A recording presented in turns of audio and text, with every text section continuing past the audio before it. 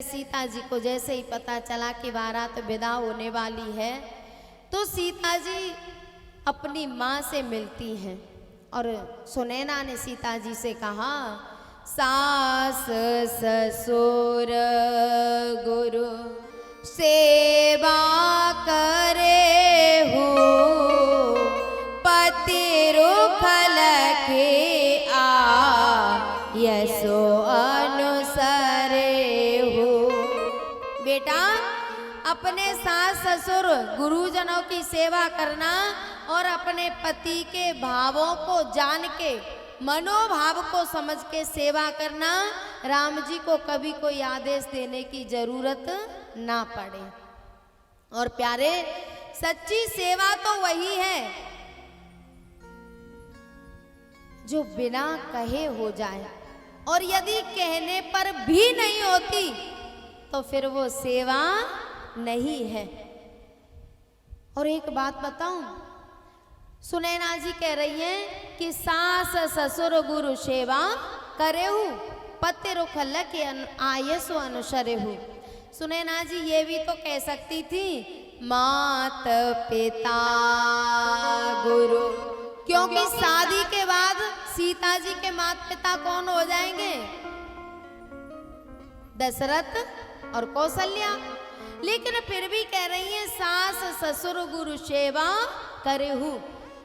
अरे भैया, सुनैना जी जनक जैसे ज्ञानी की पत्नी है और वो जानती हैं कि भविष्य में ऐसा समय आएगा कि बेटियां माता पिता से तो बहुत प्रेम करेंगी लेकिन सास ससुर से प्रेम नहीं करेंगे, इसलिए स्पष्ट कह रही हैं। एक बार क्या हुआ, एक पति पत्नी थे, दोनों कहीं बाहर शहर में रहते थे और माता पिता गांव में रहते थे। तो एक दिन वो पति तो नौकरी करने जाता था, पत्नी घर में रहती थी। एक दिन लौटने में थोड़ी देर हो गई तो पत्नी ने फोन किया, बोले कहाँ हो?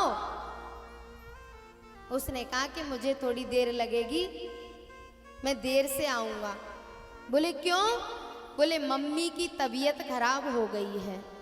अब तो उसको गुस्से का ठिकाना नहीं रहा।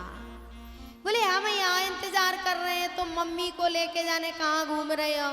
उसने कहा कि तबीयत खराब है, थोड़ी देर से आ जाऊंगा। 1 घंटे बाद दोबारा फोन गया। बोले कहाँ हो? उसने कहा कि अभी मुझे और समय लगेगा, मम्मी की तबीयत ज्यादा खराब है। अब तो 11,000 वोल्टेज बन गया। बोले हम यहाँ इंतजार कर रहे हैं, भोजन ठंडा हो रहा है और उनकी मम्मी की दवाई नहीं हो पा रही। उसने कहा कि तुम भोजन कर लो, मैं आके भोजन कर लूंगा, मैं ठंडा कर लूंगा। और जब वो लौट के आया ना, तो अब उसकी कोई सेवा नहीं हो रही।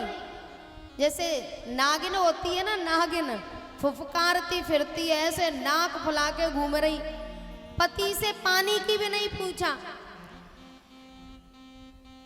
जैसे ही आया तो उसने कहा, बोले मैं मम्मी को दवाई दिलवाने गया था इसलिए थोड़ी देर हो गई। उसने कहा इतना समय हो गया, हम कब से इंतजार कर रहे हैं। उसने कहा कोई बात नहीं, पर मैं एक गलती और कर आया हूं। आदमी कह रहा है पत्नी से, बोले मैं एक गलती और कर आया हूं। बोले क्या? बोले मैं मम्मी को साथ ले आया हूं।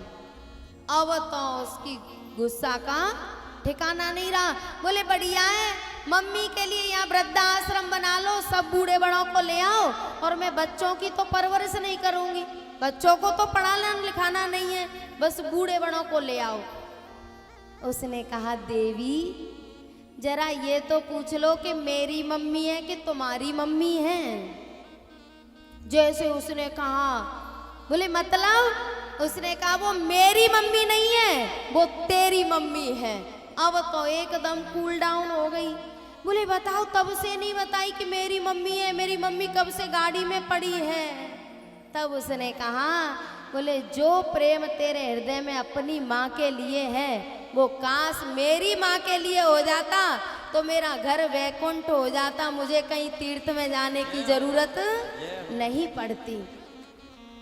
प्यारे, अब से 15 साल पहले एक समय था कि सास ससुर बहू को परेशान करते थे, दहेज के पीछे मार देते, जला देते, बहुत प्रताड़ित करते थे।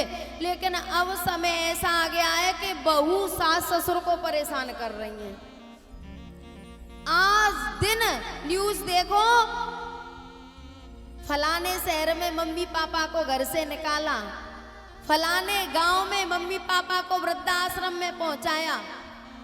प्यारे, एक निवेदन कर दूं, यदि हमारे माता पिता दुखी हैं, यदि हमारे बूढ़े बड़े सास ससुर दुखी हैं और हम भजन कर रहे हैं, तो हमारा भजन लगने वाला नहीं है। पहले भगवान तो हमारे माता पिता है ना। और ये माताओं की क्या आदत होती है, माँ में और सास में कितना अंतर होता है। जो माँ होती है ना, किसी एक आध की तो कह नहीं सकते, जिसके ऊपर भगवान की कृपा होती है। नहीं, जैसे ही घर वाले बूढ़े बड़ों को पता चलता है ना कि बेटी का जन्म हुआ है, तो जन्म नहीं, ऐसे लगता है कि इनके घर में कोई मर गया है। जब बेटी का जन्म होता है ना, तो खुशी नहीं होती, शोक मनाया जाता है कि बेटी हो गई। जब बड़ी होती है, पढ़ाने का नंबर आता है, तो बेटा तो पढ़ता है इंग्लिश मीडियम स्कूल में और बेटी पढ़ती है जो दलिया मिलता है ना, उसमें खिलाना भी नहीं पड़े, बस सरकारी स्कूल में खाती रहे। जब खाने पीने का नंबर आता है, तो बेटा के लिए तो बादाम दाख डाल के दूध गर्म होता है, और बेटियों को पानी का भी मिल जाए तो बहुत कृपा समझो। लेकिन धिक्कार है उस संतान को जिन्होंने जन्मते ही शोक मनाया, जिन्होंने बेटी बेटा में फर्क किया, बेटा को दूध दही बादाम खिलाए और बेटी को पानी का दूध पिलाया। और जब उसी बेटी का विवाह हो जाता है, तो सास आते ही तिजोरी की चाबी पकड़ा देती है, ले बेटा आज से तू इस घर की मालकिन। सब दे देती है सास। जिस बेटे को जन्म दिया, पढ़ाया लिखाया, नौकरी लगाई और बहू आई, तो सास ने कह दिया कि आज से ये तेरा। और ये माताएं गीत गाती हैं, घर बार बहू का, ऐसे कुछ गाती हैं। आते ही सब सास ससुर दे देते हैं बहू को कि बेटा ये सब कुछ तेरा। और कैसी बेटियां होती हैं जिन्होंने हमेशा अवहेलना की। बेटी से सब कहते हैं तू मर जा, अगर तू नहीं होती तो हम करोड़पति होते। बेटा से कोई कहता है? नहीं कहता।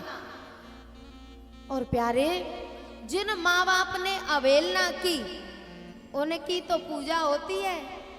सुबह ही फोन, हाँ मम्मी क्या बनाया है? बेटा आज थोड़ा दर्द है, दवाई ले लेना, उसके बाद कुछ करना। और सास 3 महीने से खाट में पड़ी है, उसको नहीं पूछा कि मम्मी तुम्हें क्या हुआ है। यहाँ कोई अच्छी चीज बनाई है तो फोन करके बताएंगी मम्मी आज हमारे घर बहुत बढ़िया बढ़िया डिश बनी है। और सास दरवाजे पे पड़ी है, उससे नहीं कहा कि मम्मी हमने नई डिश बनाई है, आप भी खा लो। सासुरे से ले जाएंगी पैसा इकट्ठा कर करके, और मायके से ले आएंगी बढ़िया जेवर बनवा के, साड़ी खरीद के, और फिर सास ससुर पे एहसान करती हैं, देखो मेरी मैया ने दिया है। प्यारे, अगर ये कह दें कि मेरी सास की कमाई में से आया है या मेरे ससुर ने दिया है, तो कुछ अपमान हो जाएगा क्या? और मैं निवेदन कर दूं, सारे पापों का प्रायश्चित शास्त्रों में है। अगर गाय भी मर जाती है ना हाथ से, उसका भी प्रायश्चित है। लेकिन जो कोई हमारे लिए कुछ कर रहा है और हम उसके कृतज्ञ हो जाते हैं, कृतज्ञ नहीं होते, तो इस पाप का कोई प्रायश्चित नहीं है, इसका कोई प्रायश्चित नहीं। तो प्यारे, यदि कोई हमारे जीवन में थोड़ा सा कर रहा है ना, तो उसका एहसान मानो, उसका आभार मानो, नहीं तो जो देना जानता है वो लेना भी जानता है। वो एक पंक्ति है ना, माँ बाप से बड़ा